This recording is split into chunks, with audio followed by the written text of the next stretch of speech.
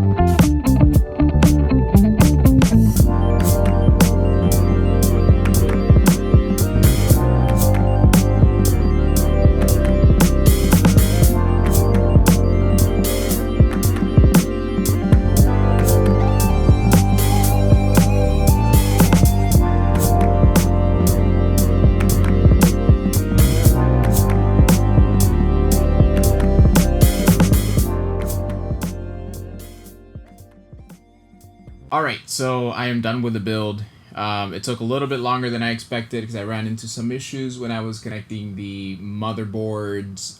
the power LEDs for the button up front and the hard drive LEDs. For some strange reason, when those wires are connected, I get power for about 5 seconds.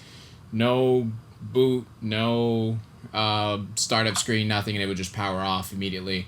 So it took me about an hour or more to figure out. I basically started unplugging every component, trying to figure out what was wrong with it. And when I had nothing else to disconnect other than the CPU and the water coolers, I said, let me just try disconnecting the power LED buttons and the hard drive LED buttons, and that ended up being the issue. So that added a few more hours to the build, because basically once it was completed, I had to start again. Other than that, impressions with the case, the build quality is nice. There are a few things here and there that I just wish that I had known about before I got into this case. One of them being, for example, when you're moving it around, it doesn't really have a place to grab it from, so you tend to want to, the only real place for where you can grab it is from the bottom, and it's fine, your hands fit in there okay, but you have the intake air filter here, which is a magnetic filter, and that tends to slide off. So it's dangerous if you're about to grab it and you're not really secure there. It could just slip and the case can fall. That did happen. And a few other things here. Cable management is not the best. It's not bad, but definitely even in the smaller chassis, NZXT S340 Elite, cable management was a lot easier. Even though you have tons of space back here, the hard drive cage and the power supply area do take up a lot of that cable space. So in my case, where I'm using the cable mod cable extensions, and I need to tuck those extensions back there, that was a little bit of a challenge. But overall, the case looks great. I need to still have a few more things to do with this case. I may have to look into either changing or upgrading some of these fans down here. I think one of these right now is a 3-pin fan, so I need to fix that. But yeah, overall, that is it. Let me know in the comments if you have any ideas or suggestions, if you guys like the build, if you would like to see any other different type of builds or any other things that I can tear apart. And go ahead and subscribe. I will try to get more videos out there. I have a few ideas for some videos that I want to put out there in the next few weeks. And yeah, thank you for watching.